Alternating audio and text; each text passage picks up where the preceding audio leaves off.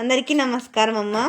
ఈరోజు మనం తెలుసుకుంటున్న అంశం ఏంటంటే ఈ 7వ తరగతి తెలుగులో 7వ పాఠ్యాంశమైన కప్పతల్లి పెళ్ళి అనే పాఠ్యాంశానికి సంబంధించి టోటల్ టెక్స్ట్ బుక్లో ఉన్న గ్రామర్ని ఈరోజు వీడియోలో చూద్దాం.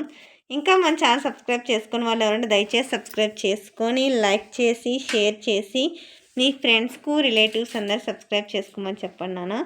నా ఛానల్ని సబ్స్క్రైబ్ చేసుకొని ప్రత్యక్షంగా పరోక్షంగా సపోర్ట్ చేస్తున్న వాళ్ళందరికీ పేరు పేరున ప్రత్యేకమైన హృదయపూర్వక ధన్యవాదాలు. ఇంకా ఆలస్యం చేయకుండా వీడియోలోకి వెళ్ళిపోదాం. ఇది పాఠ్యాంశానికి సంబంధించిన ఉద్దేశం. కప్పతల్లి పెళ్ళి అనే పాఠ్యాంశాన్ని రచించిన రచయిత్రి పేరు చావలి బంగారమ్మ గారు. ఇది ఆవిడ గారికి సంబంధించిన కవి పరిచయం. ఇక్కడ క్రింది గేయాన్ని చదివి ప్రశ్నలకు జవాబులు రాయండి అని ఇచ్చినారు కదా. ఇక్కడ ప్రశ్నలు ఇచ్చినారు, దీనికి సంబంధించిన జవాబులు చూద్దాం. భూగర్భ జలాలను ఎలా పెంచాలి అంటే ఇంకుడు గుంతలు తవ్వి వర్షపు నీటిని వాటిలోనికి ఇంకించి భూగర్భ జలాలను పెంచాలి. తర్వాత కరువు కాటకాలు రాకుండా ఉండాలంటే ఏం చేయాలి? పంటలు పండించి మొక్కలను పెంచితే కరువు కాటకాలు రావు. మనం దేనిని రక్షించాలి? మనం ప్రకృతిని రక్షించాలి. ఈ కవిత ఆధారంగా ప్రశ్న తయారు చేయండి. మనం దేనిని రక్షించాలి? ఇక్కడ యాస్టీస్ క్వశ్చన్ ఇట్లా రాస్తున్నాం, కానీ క్వశ్చన్ మార్క్ వేస్తేనే అది క్వశ్చన్ అవుతుంది. సరేనా? తర్వాత వ్యక్తీకరణ సృజనాత్మకకు సంబంధించిన ప్రశ్నలమ్మ ఇవి. దీనిలో కావాల్సిన నోట్స్ మన ఛానల్లో ఆల్రెడీ అప్లోడ్ చేస్తున్నాను.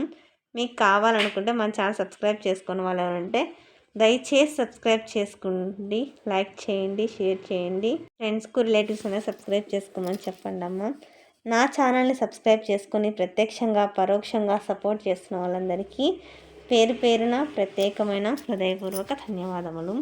ఈ భాషాంశాలు క్రింది వాక్యాలను చదవండి. గీత గీసిన పదాలకు అర్థాలను రాసి వాటితో సొంత వాక్యాలు రాయండి. ఇక్కడ పయనం అని ఇచ్చినారు. పయనం అంటే ప్రయాణం అని అర్థం. అనుకున్న ప్రయాణం మానకూడదు. శుభం అంటే మంచి, అందరికీ మంచి కలగాలి. కనకం అంటే బంగారం, బంగారం కంటే విలువైనది నిజాయితీ. తర్వాత 5వది వాడ. వాడ అంటే వీధి, ప్రతి వీధిలోనూ దేవుడు ఊరేగుతాడు. తర్వాత 2వ క్రింది వాక్యాల్లో సమానార్థక పదాలను పర్యాయ పదాలను గుర్తించి రాయండి. మాటలు పలుకులు. వాక్కు అంటే మాటలు పలుకులు. పసిడి అంటే బంగారం కనకం. పరిణయం అంటే పెళ్ళి వివాహం. తర్వాత 1వ క్రింద ఇచ్చిన ప్రకృతి వికృతులను జతపరచండి. ప్రయాణం అంటే పయనం, రథం అంటే అరథం, స్థలం అంటే తలం, భత్యము అంటే భత్యము. తర్వాత 2వ క్రింది పదాలను వ్యతిరేక పదాలతో జతపరచండి. శక్యం అంటే అసఖ్యం, శుభం అంటే అశుభం, నాడు అంటే నేడు. తర్వాత 1వ క్రింది గళ్ళల్లో పాఠంలోని పదాలను గుర్తించి వాటిని ఉపయోగించి సొంత వాక్యాలను రాయండి. బాజాలు, శక్యం, శుభం, కప్ప, బడబడ, బహుబాగు, పెళ్ళి. ఇక్కడ మనము కప్ప అని కూడా ఒక పదం ఉంది, అవునా కదా? ఇక్కడ మనం సపరేట్గా రాసుకున్నాం. తర్వాత తలుపులు బడబడా కొట్టకూడదు, కృషి చేస్తే శక్యం కానిది లేదు. కప్పలు వానలో కాలంలో కనపడతాయి. పెళ్ళికి దుబారా ఖర్చు చేయకూడదు. మంచిగా ఆలోచిస్తే శుభం కలుగుతుంది.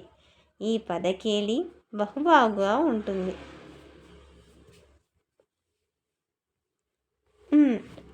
ఆర్య మా యందు దయచూపుడు, మీరు వచ్చినా సంతోషించెదను. బాలుని కొట్టినా ఏడ్చును, భూమి రాజు చేత పాలించబడును. తర్వాత త్రికం. ఓకేనా నాన్న? గీత గీసిన పదాన్ని విడదీసి రాయండి. ఇక్కడ ఈ ప్లస్ కడ, ఎక్కడ ఏ ప్లస్ కడ, అక్కడ ఆ ప్లస్ కడ, అచ్చోటు ఆ ప్లస్ చోటు. ఆ ఈ ఏ అనే సర్వనామాలు త్రికాలు అనబడును. తర్వాత ఆమ్రేడితం.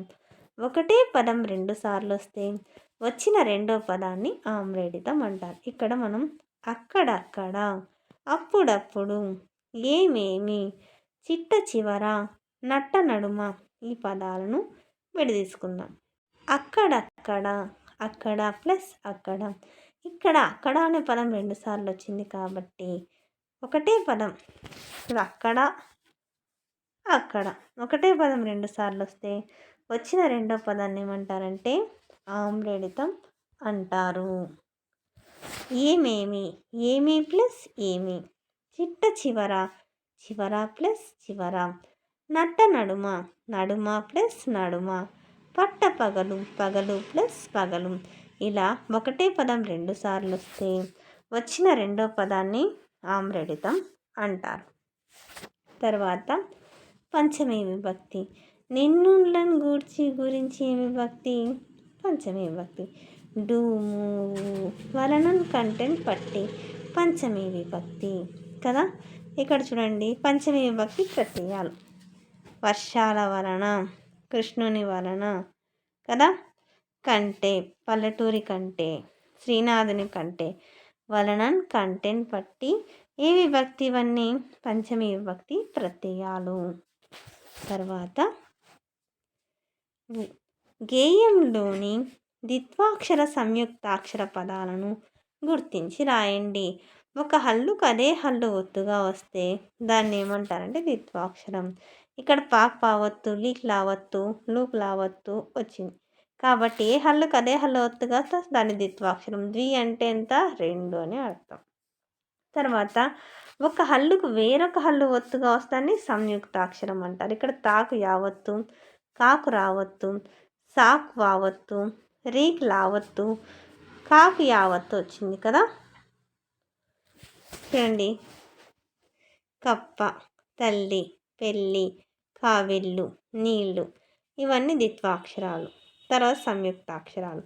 భత్యాలు, చక్రములు, స్వర్గాదినాథుడు, దొర్లించి, శక్యము. తర్వాత రెండవ క్రింది పదాలను విడదీసి సంధి పేర్లను రాయండి.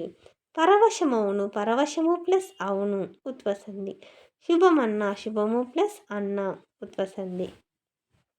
తర్వాత మెరుపులమ్మ, మెరుపులు ప్లస్ అమ్మ ఉత్వసంధి. రథమెక్కి, రథము ప్లస్ ఎక్కి ఉత్వసంధి. క్రింది పదాలను కలిపి రాయండి. కప్పలు ప్లస్ ఎగిరే, కప్పలెగిరే. పండుతాయి ప్లస్ అమ్మ, పండుతాయమ్మ. వాడలు ప్లస్ అన్ని, వాడలన్నీ. వానలు ప్లస్ అమ్మ, వానలమ్మ. తర్వాత క్రింది వాక్యాల్లో ప్రత్యయాల కింద గీత గీయండి, విభక్తులను రాయండి. చతంచెన్ తోడంతో ఏ విభక్తి? తృతీయ విభక్తి. కొరకుంకై చతుర్థి విభక్తి. కంటే వలనన్ కంటెన్ పట్టి పంచమీ విభక్తి. లోన్ లోపలన్ షష్ఠీ విభక్తి. అందున్నన్ సప్తమీ విభక్తి కదా. ఓ, ఓయి, ఓరి, ఓసి సంబోధన ప్రథమ విభక్తి. క్రింది నినాదాలను చదవండి. ఇలాంటివి మీరు తయారు చేయండి. చెట్లు పెంచితే ఉండవు ఇక్కట్లు.